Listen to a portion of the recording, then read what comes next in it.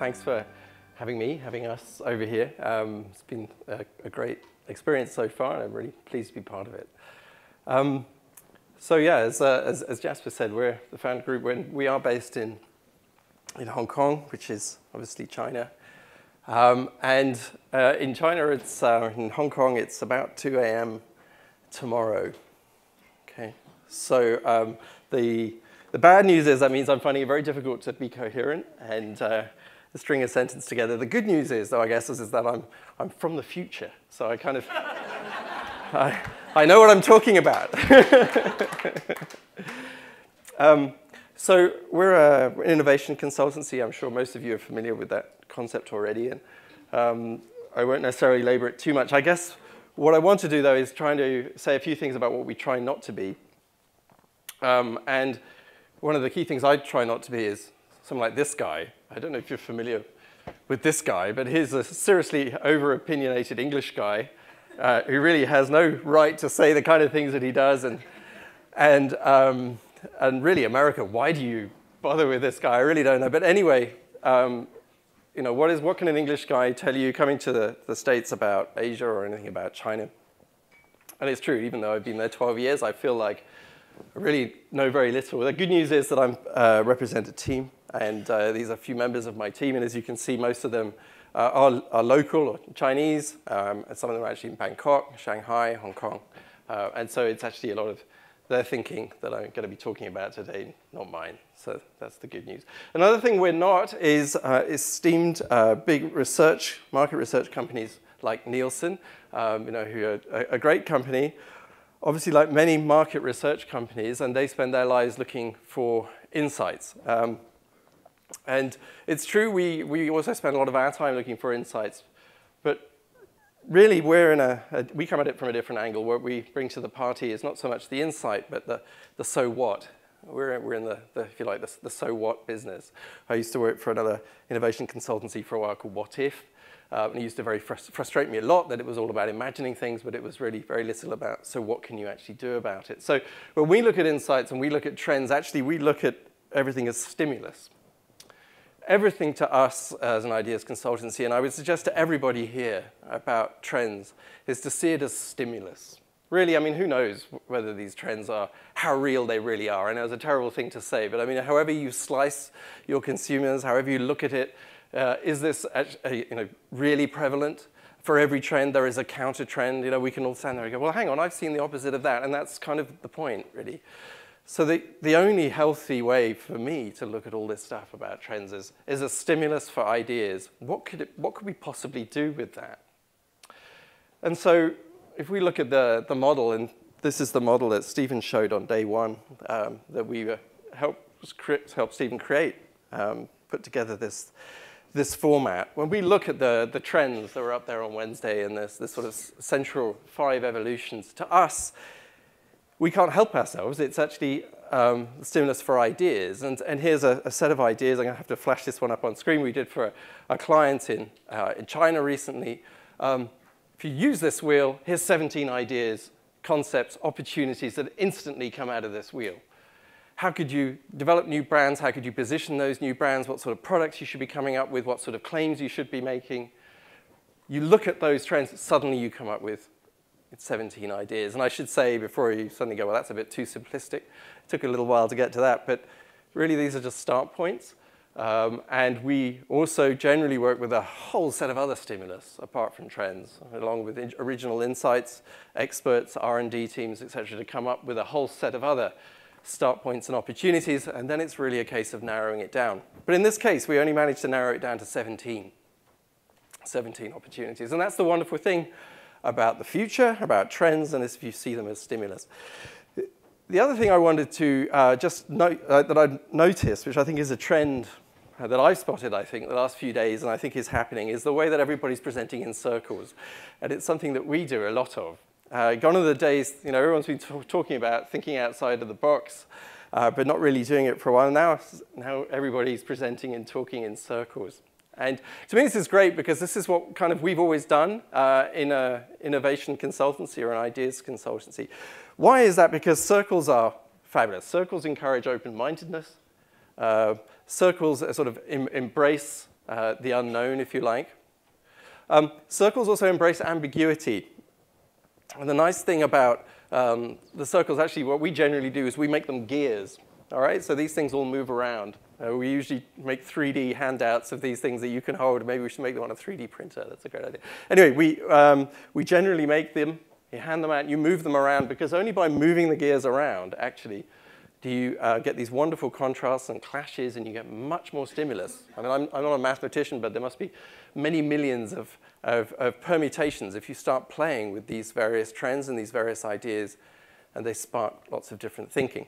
The other great thing about circles, which is particularly great about China and Asia, and we work right around the region, but most of our work right now is in the mainland in China, is that China is an and culture, not an or culture. And something else, again, I see strikes me when I come back to this part of the world and in the West generally. Everyone goes, you're either this or you're that. You're this or you're that. You either and it's crazy, actually. I mean, what we find more and more in our research, and it's been proven by all sorts of eminent cultural intellectual professors, is actually in Asia, of course, it's much more of an and culture. You can be this and that. And you could see, well, that's kind of greedy. But it's actually part of the culture that, yes, we want to embrace both, and then, of course, you get into ideas of balance. But I think this idea of and is very interesting, because when you look at trends and you look at where it might go, don't suddenly close one down because you think of the alternative. Think about, what if we do both, or all three, or all four? Because actually that's what consumers generally want. They don't want to choose one or the other. They want it all. So that's something that we also deal with. And just to prove my point here, this is another circle you're all familiar with, and of course that comes from China. And I think that does underline this. There's a whole fundamental way of thinking, a whole fundamental philosophy that's this idea of embracing ambiguity, embracing contrast, and fusing that and keeping it in harmony. Anyway, enough about how we kind of approach it. I wanted to sort of share with you some learning from China. I'm sure that's what you're more interested in. So we have done some original research, which I want to share with you for the first time. We haven't shown this to anyone else. And hopefully it might be useful for you going forward in some way. And as I said, we focus more generally on the stimulus. We take other people's quite often. We talk to experts and we take their thinking. Quite often, because it's China and because it's Asia and because it changes literally every day, we have to go out and get our own insights. So we do a lot of market research on Weibo, which is kind of Chinese Twitter, or all sorts of various sources these days. We're getting regular everyday new insights. So in this case, we did do a lot of original research.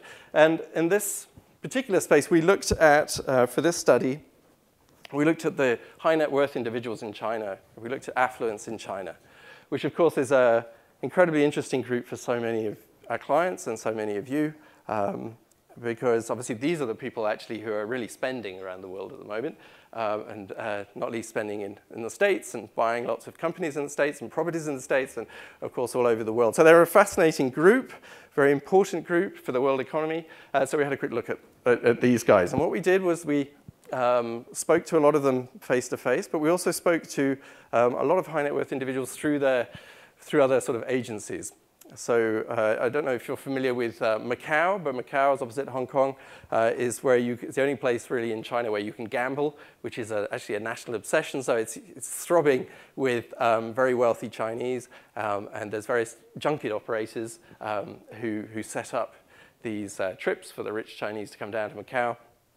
And we spoke to a number of those as well to really understand how wealthy Chinese feel about being wealthy. Now, what does affluence actually mean to them? On the basis of, so if we can find that out, if you're a service provider, financial service, leisure, whatever, product creator, what are the various sort of attitudes and needs that you might want to satisfy? So we did a study, and now I've got a huge amount I couldn't want to tell you about, but I had to compress it, and so I will. But if there's anything that's unclear, please shout, and I'll be happy to expand on that. Okay. So, by the way, this is an old Chinese coin, this symbol. Those of you who are not familiar with it. Now, what we found talking to a lot of these high net worth individuals in China, and as I say, these people who kind of know them well, it was very interesting. There seems to be quite a different generational shift going on. There is first generation wealthy, which is about as wealthy as it gets in the mainland China, obviously, for various political reasons. And then there's second generation wealthy, which are the children already of the first generation. And also, by the same token, there's this new set of entrepreneurs who are coming up. And actually, they have quite a different approach to the money that they've got, that they've found themselves with, and what it can do for them. But these ideas that I'm going to show you do apply. Like I said, it's an and culture to both sets, but there is a slight difference in sort of emphasis and, if you like, sort of preoccupation. So there are two sides to this old Chinese coin, where this attitude to wealthy. And the one side is that actually a lot of rich Chinese, when they think about money, they don't actually see it necessarily as this wonderful thing, this great gift, suddenly this blessing, even though, of course, that's perhaps why they pursued it. To them, money actually represents a lot of fear, which is, I don't know if you can read it, the word we kind of etched on the coin on the right, and also face. I have the word on the left. Now, I'm sure most of you, if not all of you, are familiar with the concept of face. But face in a Chinese context basically is a sort of social protocol around respect. And it's incredibly important in Chinese culture that you show face to each other. You show the right level of respect. And also that you don't, more importantly, lose face, which is the sense that you're embarrassed or humiliated or show that you're shown less respect. Now, these ideas of fear and face, which are actually so fundamental and really go deep down into the amygdala, or whatever it would be in a Chinese psyche, are very important, actually, when you think about attitudes to money. And so, as I say, the first thought, maybe, is that you don't necessarily assume that this wealth is suddenly a huge playground. And in many ways, particularly for the first generation, wealth is a serious headache. Okay, and this is Bo Xilai. I'm sure you're familiar with this guy. And now I put him up. Obviously, there's lots of things that Bo Xilai is dealing with. But he's, at the moment, perhaps an interesting case of someone who really became, in many ways, too wealthy. Right? And for him, being successful, having a lot of money, being in a position where everybody knows you have a lot of money in China is a serious headache and can cause serious problems.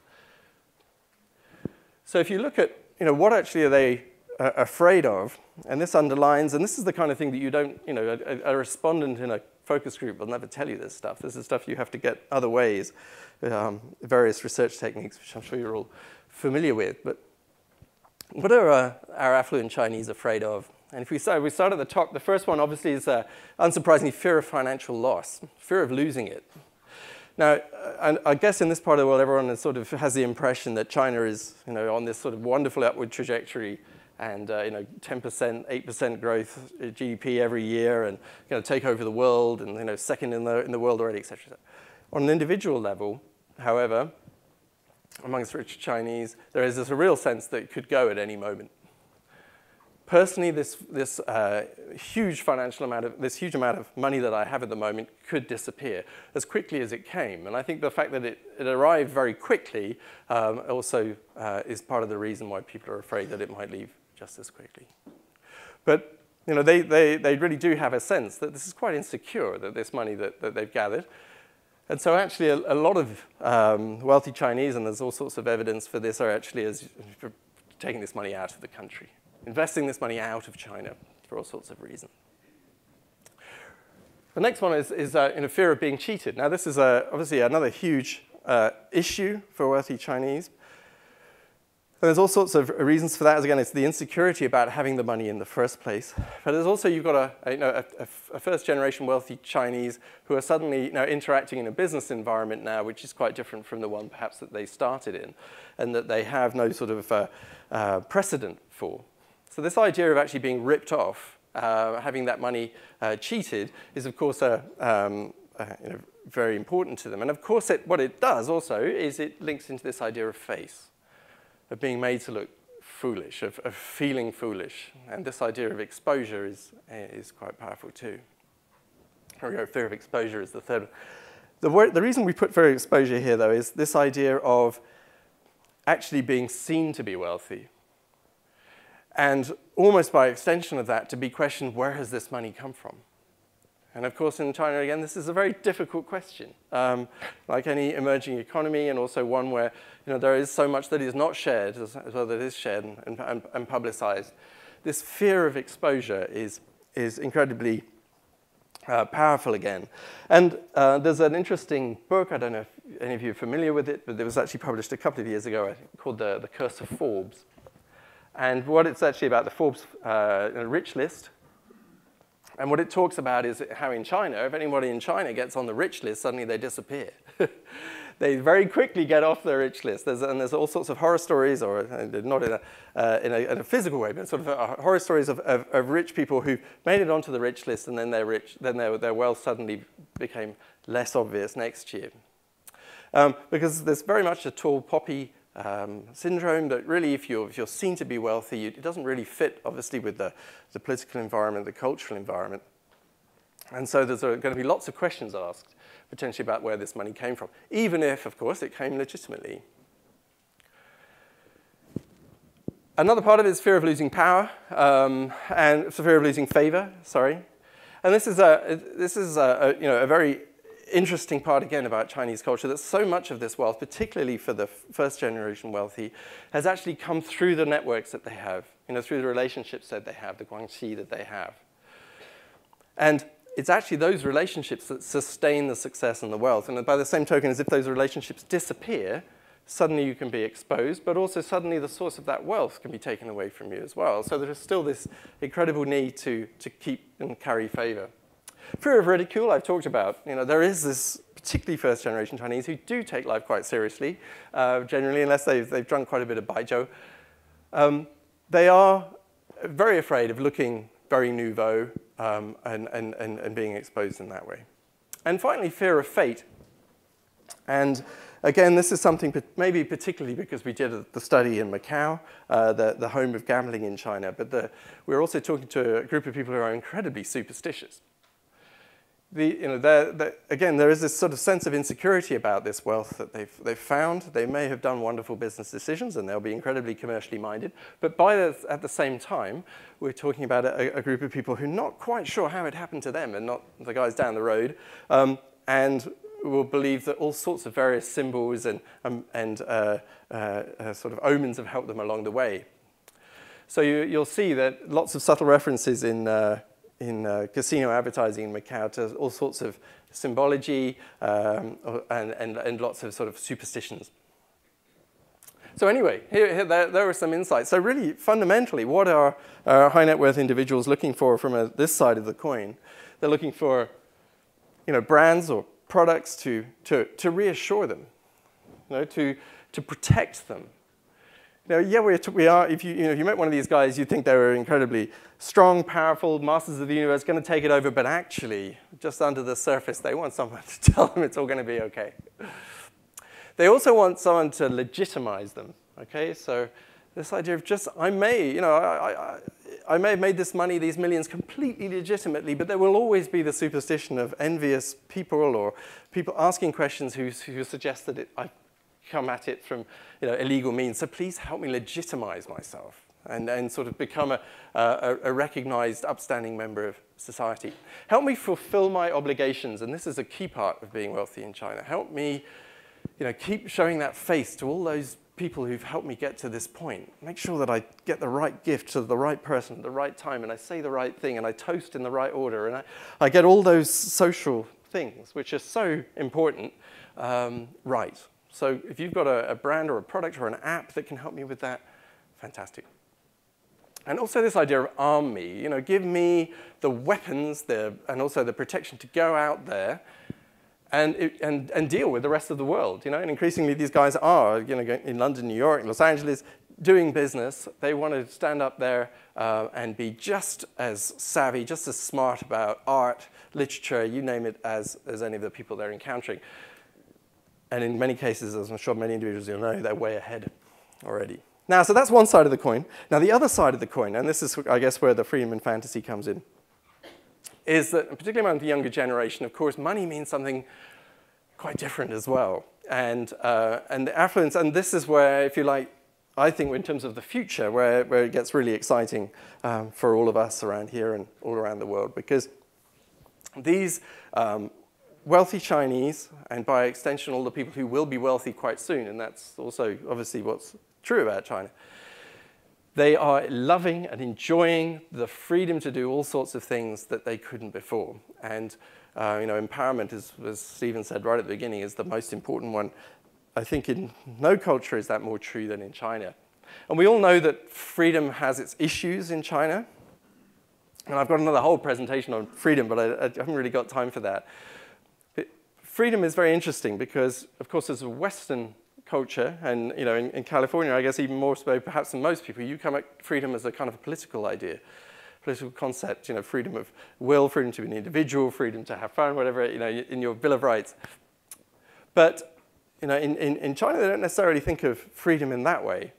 Freedom means 100 other things as well. And this political idea of freedom, that there is this thing that I'm entitled to politically, is just one of them, even if it exists at all. Anyway, I will show you some of the freedoms that they are enjoying. And then, of course, fantasy is the other. So money for the second generation more, but also, obviously, for many of the first generation who are who sort of more get up and go, is a passport, figuratively and literally. It is a passport to do all sorts of things. And I think if we remember that money is a headache and money is a passport, I think that's at the same time. I think that's an interesting way of thinking about wealthy Chinese. So what are these freedoms and fantasies that money that gives to people, and why they want money in China? Now, number one, right at the top, to be a self-made man and woman. And the number one ambition, and there's all sorts of studies about among young Chinese at the moment, is to start their own business, to create their own brand, actually, very often, but very much to have their own company, to start their own business, and to do it their way. And this is something which you see over and over and over again, and is alluded to in all sorts of advertising. But what's fascinating, we do a lot of work researching brands, and I was fascinated by the Mary Kay presentation on Wednesday, was that the young Chinese that we talk to, not just the wealthy, but generally young Chinese, are always fascinated by the founders' stories in brands. Who was it who founded it? How did they found that? So Louis Vuitton, they know all about Louis Vuitton in China. I've never had any interest in Louis Vuitton as a person. Honestly, I'm not aware of the bags or anything. But in China, then they'll tell you absolutely every biographical detail. Another guy who popped up, we did a Weibo study in China last week, and Alexander McQueen. A whole bunch of young Chinese people were telling us everything we wanted to know about Alexander the McQueen, the British designer from the East End. Okay, I've got to speed up. Anyway, okay, to be a self-made man or woman, to get the very best deal. Okay, so even the wealthiest Chinese, this is absolutely a cultural trait. Get the best deal. And everyone who's done business in China will know it is tough. It is hard to make any money in this place because they are so good at getting the very best deal. And on Monday, of course, they had Cyber Monday in China on 11/11 at Taobao.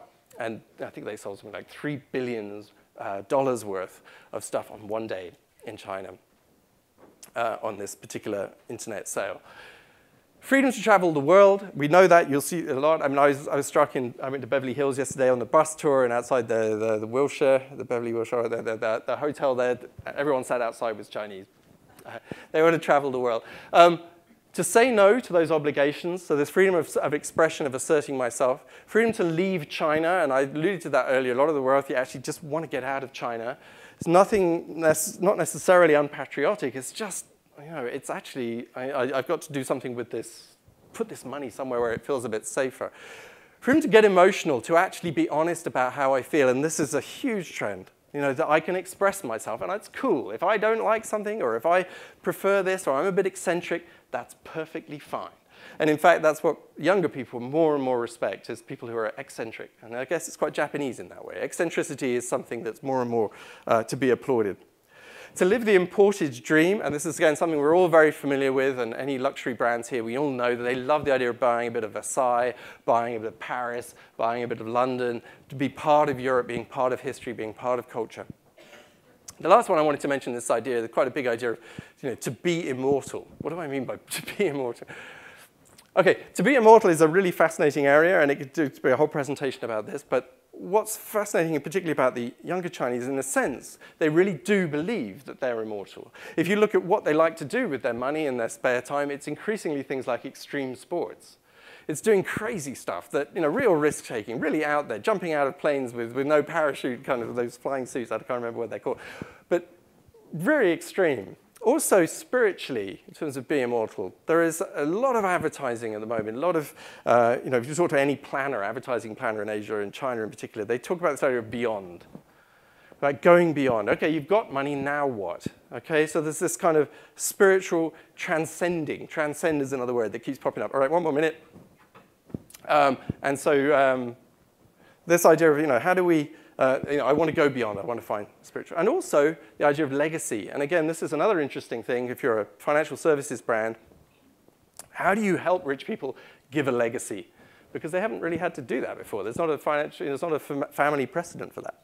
So anyway, so in terms of the needs, okay, I want brands and products that enable me, to get the best deal, enable me to be self-made, that express me, help me to be who I am. That's fine now. I don't have to sort of, kowtow literally. I want brands that excite me, and there's a huge, huge appetite for entertainment. I mean, I don't know if you've been to China, but China is progressing like crazy, but most cities are incredibly dull still. They're concrete jungles, quite polluted, a lot of them. Excite me, take me out of that environment, entertain me, give me some theater. And the last one, enlighten me on all sorts of levels. Anyway, I mean, partly I wanted to share these insights, but partly I wanted to show you the tool. So what we've done with this, we've created a tool which puts these different ideas together, these fears, these freedoms, these ideas of fantasy, the various needs that come out of it. And we've used that to generate ideas. Just two things before I finish, sorry. Another circle, and as you can see, I love circles. The final circle, which I think is really important to think about whenever you do anything in China, and you think about anything in China, is conveniently enough, we have the right expression for it, the social circle. So around the outside of here, we've got this whole circle of, in what context am I feeling this? In what context do I want this benefit to provide? Because context is everything. In China, perhaps more than anywhere else. We talked about a society of relationships, interconnectedness, about face, everybody sustaining, in a sense, everybody else.